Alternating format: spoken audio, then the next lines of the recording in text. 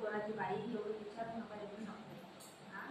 मला नाही पाहिजे मला बाहेर जायचं त्याचं नाटक कसं करायचं आता त्याला मी दिलं तर लगेच खायला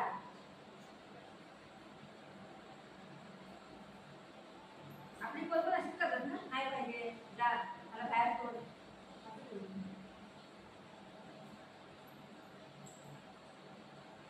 भूक तर लागली खायला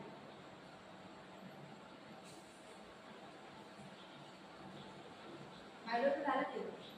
त्याला कवर किचन मध्ये नाही खाल्लं ते